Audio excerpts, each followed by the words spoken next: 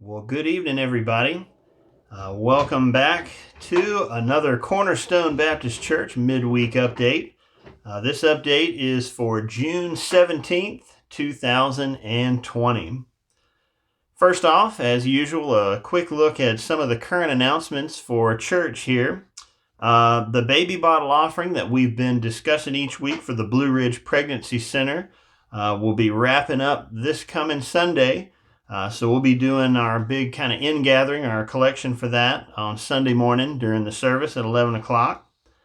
Keep that in mind. And if you do need a baby bottle, I believe there's a few left. So get with Pastor Peyton if you can during the week, or he can get you one there, or you can just turn that in to the church in an envelope, however you prefer. But please do support that if you're able. Great ministry work going on there at the Blue Ridge Pregnancy Center. We're also just want to remind everybody that we're continuing to broadcast our Sunday morning services via a little FM transmitter that we got. So anyone who wants to kind of come out to the church, but you're still not quite comfortable coming inside, that's okay. You can certainly come and stay in your car in the parking lot and meet and greet some folks on their way in and out and participate in the service that way. Enjoying it there and getting a little change of scenery. The channel I believe we're continuing to use is 97.1 FM. So I know that's been working pretty well. Like everything with Cornerstone, we get a few little oddities in there and some mics turned off and when they should be turned on, but we're trying to do pretty good with that. So if you've been tuning in that way, we hope you've enjoyed it and bear with us with our mistakes. We're getting a little better every week with that. But that's definitely still going to be an option going forward. We'll look forward to seeing those of you again who have been attending that way. Also, another reminder for everybody that Sunday school, starting this past week, was back to normal time of 9:45 a.m. And then following that, we'll have our regular Sunday morning service in the sanctuary at 11. So again, Sunday school is combined. We have one class right now over in the Family Life Center, and then everybody in church in one combined service at 11. So that will continue on for a little bit longer, and Pastor will be making some announcements in the weeks to come about what we do starting up individual classes again, as well as Sunday nights, which is also going to start back up here sometime soon. Wednesday nights also have started back up again for the adults. Brother Jim has taken us through the book of Matthew a little bit at a time. So we've been back there meeting on Wednesday nights since the beginning of June here. Encourage you to come out for that at 6:30 on Wednesdays. And overall, I know we've said this before, but we're just very excited that things are kind of coming back to life up at the church. And we appreciate everyone's patience as we continue to navigate the remaining restrictions that exist from Governor Northam. Continue to pray for wisdom, both for our elected officials and our governor, as well as Pastor Peyton, as we work through these different processes and we try to pay attention to what our elected officials would have us do during these times, and be respectful of them as well as those that we're trying to serve and love in our community. Continue also to pray for our missionaries, both here in the U.S. and around the world. And a quick reminder, again, about the devotions on prayer from Charles Spurgeon. We have just a few more to go. We started them back this past Sunday after a brief hiatus due to technical difficulties. So we got those worked out, and those have been posted every morning again. I think we have 4 or 5 more to go before those wrap up. So I hope those have been an encouragement and a blessing to you, as well as maybe a challenge on some points. So lastly, just want to announce that this will be our final Wednesday night midweek update online for a while. If you remember, we started these back at the beginning of April during the time where we were not able to meet at all and come together. We have endured a lot as a church family. Our nation has endured a lot. Our state has endured a lot over the past 2 to 3 months. But I hope that these Wednesday nights, these updates here were helpful to you to keep us connected. That was kind of the goal with this in part, so that those, when we couldn't come together, we could still all be on the same page with what was going on. I hope the devotions have been a blessing to you. I know they were a blessing to me and to Braden as we studied to do them. And now that we are gathering again and able to get together as a church body, I really want to encourage everyone, if you can, to come out and get back into fellowship with the saints. You know, I understand there's a number of folks who have to remain cautious for a while, and please know that we will continue to do what we can to minister to you all who need to do that, and we totally understand. But for the rest of us, I just want to encourage you to return to the house of the Lord and to really renew the spiritual bonds that tie us together as the bride of Christ, and encourage one another in doing good works, as Scripture says. I hope that you all know how personally thankful I am for each one of you. Cornerstone has been such a blessing to my family and myself, and just want to be on record with that. Very thankful. I've missed being with people. I know a lot of you feel the same way, and it's good to see things heading in the right direction again. But as we go through this, again, I just want to encourage everyone to continue lifting up one another in prayer, continue lifting up our state and our nation in prayer. We watch the news right now. We know there's a lot going on, and we need to be prayerful about it. God is still on the throne, and there is a lot that the church, his church, needs to be doing to be a voice during these times, and we just need to be praying for the Holy Spirit's leadership and putting on our personal armor each and every day to be equipped and ready for whatever he might call us to do on a given day. As we've said many times, if any of us can be of service to you or your family, and this goes for the deacons and pastor and well beyond, please never hesitate to ask. We are always just a quick phone call, a text message, or an email away, and we'll certainly do what we can to help you, to pray for you, and to try to meet any needs that you might have. With these announcements in mind, I am going to turn it over to Braden again tonight, who has prepared a brief devotional for us. But I want to close by saying I pray God's blessings on all of you this evening. Take care, everybody, and we will see you up at the church here very soon. Good night, everybody. Hello, everybody. I hope everyone's doing well. I have a question. This is just a fun fact thing. What is the only mammal that can't jump? That is an elephant. All right. How many hearts does an octopus have? 3. All right. Very good. If you got it right, bonus points. Talk to me on Sunday. I have a couple mini Snickers left over if you want it. All right. So I'm going to talk about some stuff. I have a question. Why doesn't God do something about this? That is something that people ask themselves probably more often than they think.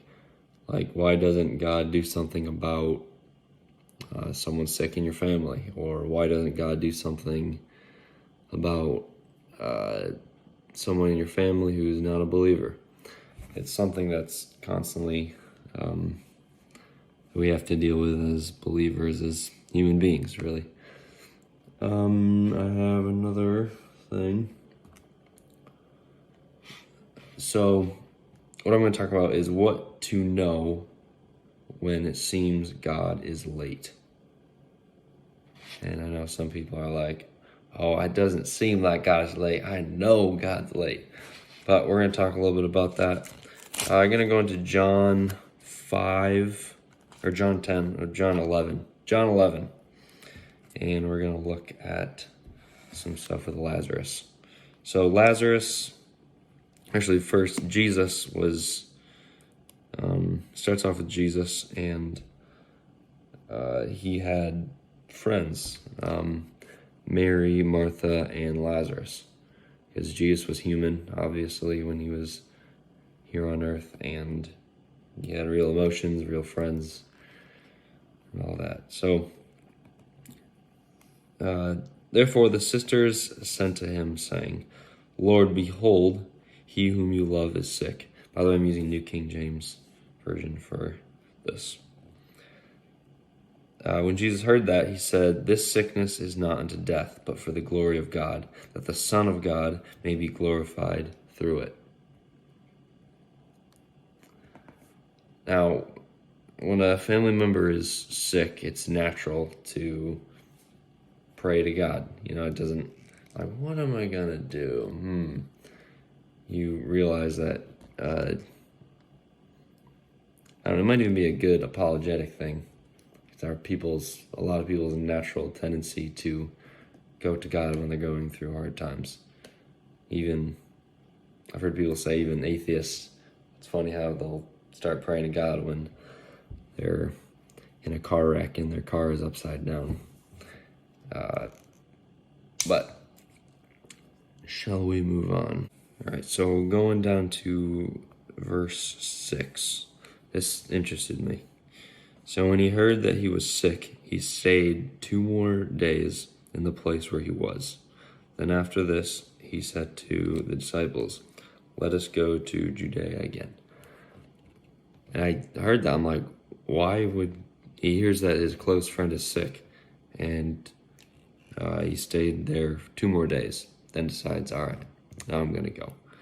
This was confusing to me. So now I'm going to jump down to verse 11, halfway through it. "Our friend Lazarus sleeps, but I go that I may wake him up." Then his disciples said, "Lord, if he sleeps, he will get well." However, Jesus spoke of his death, but they thought that he was speaking about taking rest and sleep. Then Jesus said to them plainly, "Lazarus is dead." So the disciples are not understanding that Jesus is talking about by sleep, meaning death.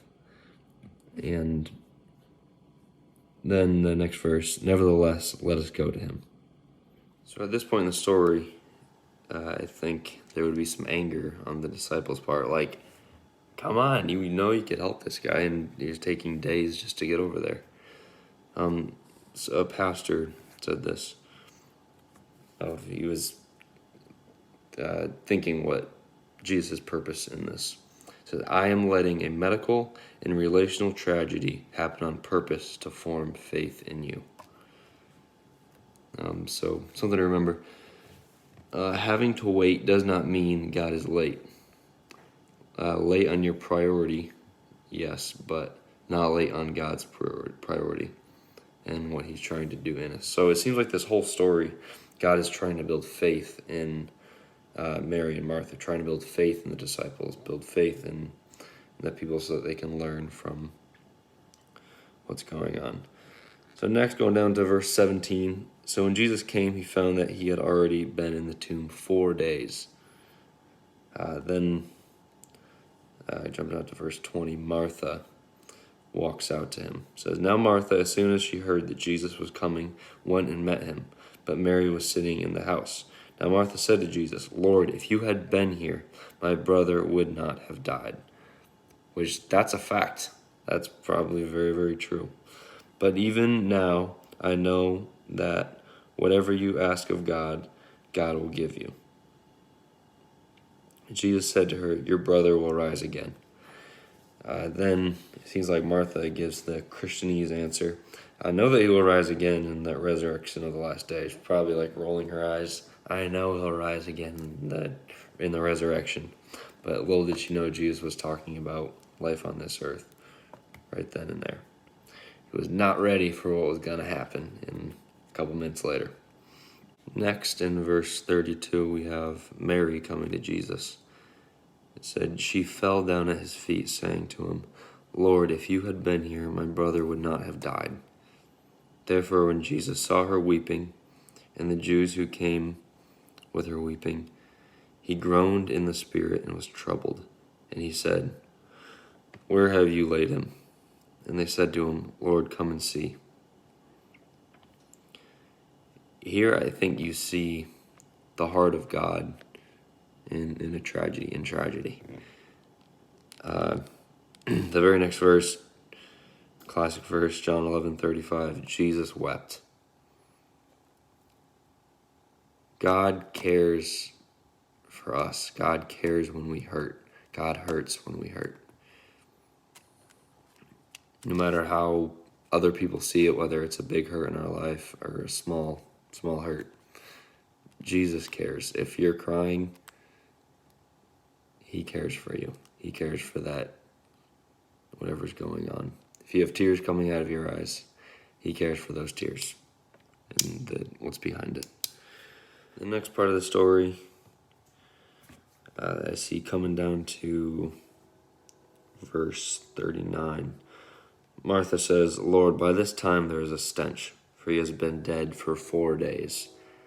I think that's probably like a jab to Jesus, like, he's been dead for 4 days already. Hello, thanks for coming. Then Jesus said to her, I think it's almost like a jab back at her in a way, because I don't know. But did I not say to you that if you would have believed, if you would believe, you would see the glory of God? Like, I said it, believe it. Then they took away the stone from the place where the dead man was lying. And Jesus, lifting up his eyes, and said, Father, I thank you that you have heard me. And I know that you always hear me. But because of the people who are standing by, I said this, that they may believe that you sent me.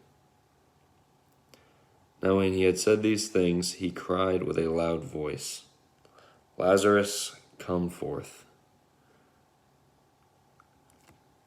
So he prayed that, Jesus prayed that, I think, for their faith, so that they would know more that he's raising Lazarus with the power of God. It's through God's power. Lazarus, come forth. And I think it's easy to see some things in the Bible as, oh, that was so long ago, or that maybe some people think that's a fairy tale. And when you first read it, you think, maybe that's a story, just a story. But it's in the Bible. Jesus did it. He rose someone from the dead by the power of God. Jesus got power. So we, with our human nature, try to fix the immediate often, but Jesus fixes the ultimate. Faith and our view of God. Just want to encourage everybody, if you choose to stay mad and upset, stuck on the reality that God could have stopped it, he could have stopped what's going on, what happened, then you will live a lot of your life in despair. And God doesn't want you to be like that.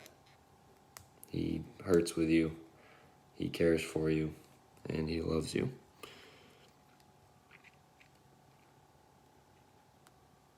All right, I have a quote. Tim Keller. God will either give us what we ask for in prayer, or give us what we would have asked for if we knew everything he knows. I think that summarizes all that really, really well, because God knows all, and with our puny minds trying to comprehend everything that's going on, we can't, and we have to trust that God knows what is best. Jesus is hurt by what hurts us, and this story really reflects the heart of God, with him hurting on our behalf. He is emotionally moved by the people who have been emotionally moved. So if you're hurting, go to God, seek him, and trust him and receive his love that he has. A quick Bible verse. 2 Corinthians 5:7 says, For we walk by faith, not by sight. So have a great rest of your week, and walk by faith. Trust the Lord. All right, see you Sunday, hopefully.